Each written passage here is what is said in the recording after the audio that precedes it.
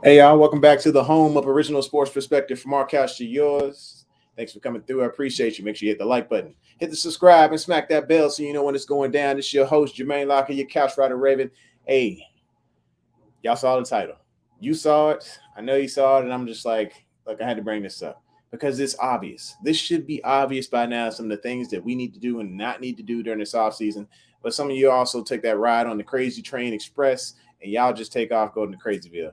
And I wanted to get these things in check, or at least put these things out in the atmosphere to let everybody know, like, hey, we don't need to do this. We don't need to do these things in order to be a winner in 2022. Of course, we still got to build that formula. There's a lot of things got to be done. Eric DeCosta got some work to do. So they seen them going to be on Twitter going crazy.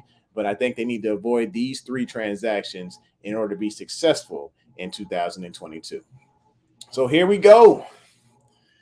Also, first things first, I just wanted to say, hey, G-Ro's still here.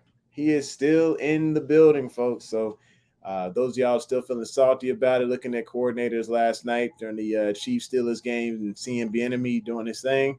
Hopefully, G-Ro has some of that in the vault, or maybe hopefully he's taking notes to see what a winner really looks like, what it's built like, and what they can have fun with when they put their mind to it. And it looks like Bieniemy really has a lot of talent. So we need to definitely take note there. And hopefully Baltimore can come out with some of that fire for the next season. But good news. I don't know if it's good news or bad news. The Chiefs aren't on the schedule for next season. Just heads up. All right. So let's talk about it. The first player that the Ravens should avoid signing or re-signing this offseason is Calais Campbell. I'll be honest with you, like you see it, he's not there most of the time. I'd say not most, but he is injury prone. The man is 35 years old. 35. So with an aging player in this league, because once you reach 30, it's almost like you're like 60 in the NFL. At least that's what they treat the players like in the NFL. Calais, he actually started shining later in his career, but I want you to look at a couple things. So his current contract, or his contract that just expired, he was earning $12.5 million a year. So that could be an issue. And then it could cost the Ravens at least $7.5 million this year to sign him back. Because I think those numbers are going to dwindle down as far as how much the Ravens are willing to pay him and how much he's willing to accept, or say, hey, look, you know what, this is what my new number is based on my diminished performance. Because let's just call it what it is. It was a diminished performance season. He had some really highs, but a lot of the time you saw Calais Campbell disappear. And a 6'7", 6'8" guy should not disappear on the field of football. He should be batting down passes on a regular, blocking kicks on a regular. Performance should be high, and it's not happening. Well, I see a couple people in the room. I want to say what's up real quick. Let's see. Lisa's here. She says she's sick and tired of the hate. Sick and tired of the hate that LJ is getting enough already. Absolutely. Yeah, KTSC is here. Justin was good. Drop Dead says hello. What's up? Thanks for y'all coming through, man. Let me get back to it here. But we just talking about Calais Campbell. That's the topic right now. So I wanted to talk about, he's plagued by injuries. He missed 3 games in 2021. He missed 5 games in 2020. Like I said, the guy's 35 years old. And then if he gets signed, I mean, you know how it is. The older guys end up pulling reps from guys who could get their shine on, or could develop or come along a little bit faster. Guys like Xavier Kelly and guys like Isaiah Mack, who has 4 years of experience. He's just looking for that opportunity to come through and shine. And so he's been with Tennessee. He's been with New England, and now he's with Baltimore. All like really good franchises. Like just like they make the playoffs consistently. I guess, Baltimore didn't this year, but Tennessee is a franchise that makes the playoffs consistently. I think they will continue to own that division. They will continue to own the South because the Colts don't have a consistent answer. And then you got Tennessee Titans. I mean, that's a pretty solid team. The Jacksonville Jaguars are absolute trash. I agree with Urban Meyer, except he's part of that trash pile. And then you have the Houston Texans. Need I say more? I mean, the team that needs to get their life together, and they've been needing to get their life together for a long time. Without Deshaun Watson, they would have never gotten anything together. And hopefully he's able to beat the Chargers like Rocky and get back to doing what he does best, But like I said, I'm not going to take one side or another. I just would love to see this guy back on the football field. And if he did what he did, he definitely deserves what he is getting. But if he's innocent, if he can find a way to, I guess, settle the terms and make it right, then we'd love to see him back in Houston. But without him, Houston is definitely a dumpster fire. Let's see. Dropped what'd you say? You said in college, my English composition class, one of my classmates made a paper on Lamar Jackson. That'd be interesting. Maybe I could bring you on the show sometime and you could talk about this paper on Lamar Jackson. Do something. We got plenty of time during the offseason, so I got time to do it. You let me know. And then Lisa says, I hope Calais retires as a Raven. He has talent. I would like to see him retire as a Raven. But I'd also like to see other guys get those reps because he's that old dude. He has that Raven mentality, Raven's heart. But honestly, I'd like to see him retire. Or just ride off into the sunset, say, hey, you know what? I gave it my all this year, and then ride out. Because we need to move forward. Time for new blood. And time for less money being pulled out of the salary cap. So then, of course, there's a good side to not having expensive players at the defensive position because Matabike is the most expensive player at the defensive tackle position right now because he's getting about $1.3 million a year. So good times, right? Let's move on to the next cat. Excuse the bells you're hearing. They're calling the dogs upstairs in the house. They like making a lot of noise when I make videos. Good times. Next video. Actually, let me just talk about Calais just a little bit longer. As far as the bottom line, if we sign an old man, we get old man problems. We get sporadic performance. We get injury problems, and, of course, the price tag. So you know that these things are huge when it comes to a roster for the year. If you have all three of those, you got major, major problems. Move forward to the next person, and that would be Orlando Brown Jr. We don't need to sign Orlando Brown Jr. Why? Because, well, looks like Pat Mahomes managed to get his life together as far as being able to throw the ball. He just beat the mess out of the Steelers last night, sent them home all crying. I know y'all saw my meme on what was it? I put it on pretty much on everything. On Instagram, I put it on Twitter. Hopefully y'all get a chance to go take a look at that. Go look at the Couch Rider Ravens little memes I've been putting up there about the playoffs. Been having a little bit of fun with it. But yes, with Pat Mahomes getting his life together, that means he's being protected. And that means if he's being protected and there's no bad news about Orlando Brown Jr., that means he's about to cash in. He's about to cash in big. And the market for this guy right now is around $23 million. Do you want to pay $23 million, Baltimore, for a left tackle when you have probably around just plus $20 million in the cap? I don't think so. And then the thing is, if we brought him back, would he even be the left tackle? Would he be the right tackle? Because Stanley's got the injury issues. Is he okay with going to right tackle until Stanley gets hurt again with an ankle injury, which we're hoping that doesn't happen. But, of course, these things happen. Is he willing to go back to right tackle? Do we pay a right tackle $23 million? It's just too many questions to go along with that there. So he could bring that continuity back to the position because, honestly, Alejandro Villanueva, he ain't it. He's not that dude. You saw we had issues. The price tag, like I said, could be just huge.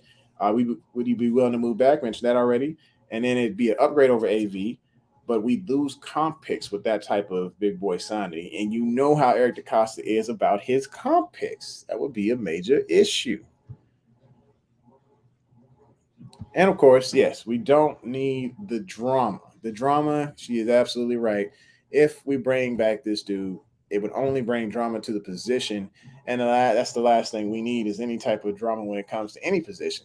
And speaking of drama, that's going to bring up my third headache that we do not need to sign. Antonio Brown Jr. I have a full-on list of reasons why we should not sign Antonio Brown.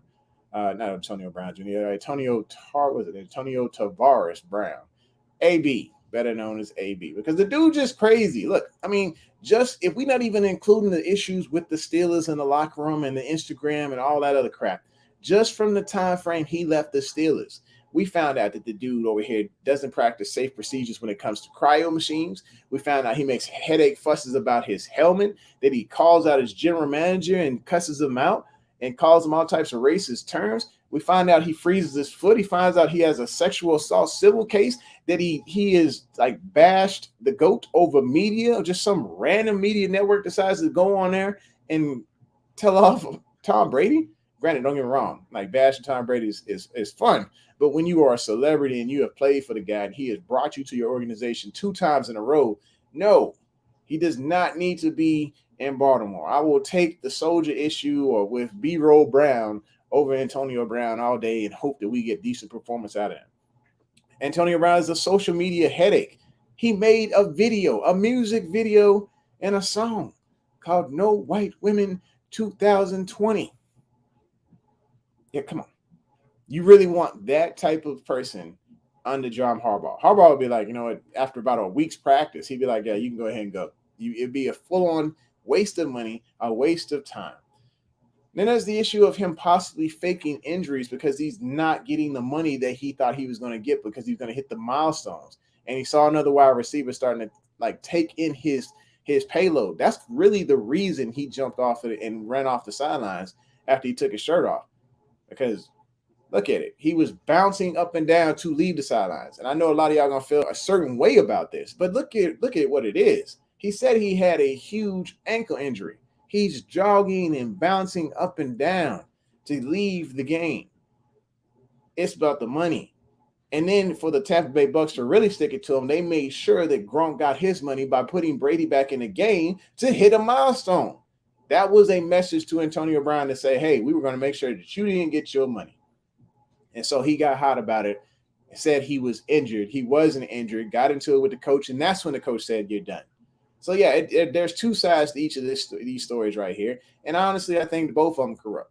But Antonio Brown, he'd be a full-on headache. He doesn't fit the John Harbaugh mold. And the last time John Harbaugh cleaned house because people did not agree with him, it was all of the guys that you see on social media right now making a fuss. You got your Bernard Pollard, who's still salty about it.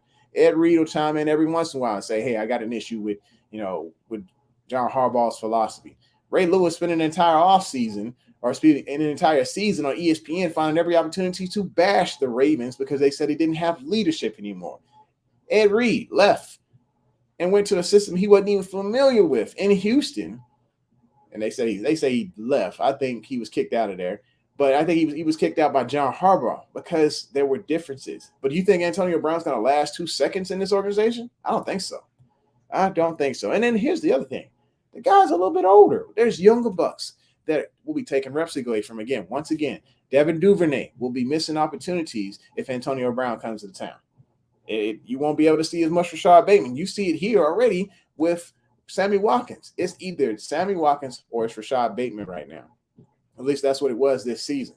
And, of course, we'd have to come to the table and think about signing him back as well. It would be too much of a headache. I think if Lamar goes to the table, it should be for Sammy Watkins and say, hey, you know what? If Rashad's not showing up, sign Sammy back and let's get it going, because Sammy did show that he could be of use and was very good at moving the chains if, Rashad is injured. So we could have that insurance policy there. But having Antonio Brown does nothing for the team at all. Just does not match the philosophy, the blue-collar type, let's go get it type player that John Harbaugh likes to sign. And what's his number going to be? What is his pay number going to be? You think he's going to accept less than $4 million, $5 million? I don't think so. It's not going to happen. Here we go. All right, so the first comment here we got, let me go back to Lisa. Yeah, we definitely don't need the drama. I think she was talking about the other issue, but I repeat it again. We don't need that type of drama in our lives. It says John won't put up with Antonio Brown. No, he will kick him off the practice field, and then he'll be inactive on game days. And if he's smart, just leave him inactive.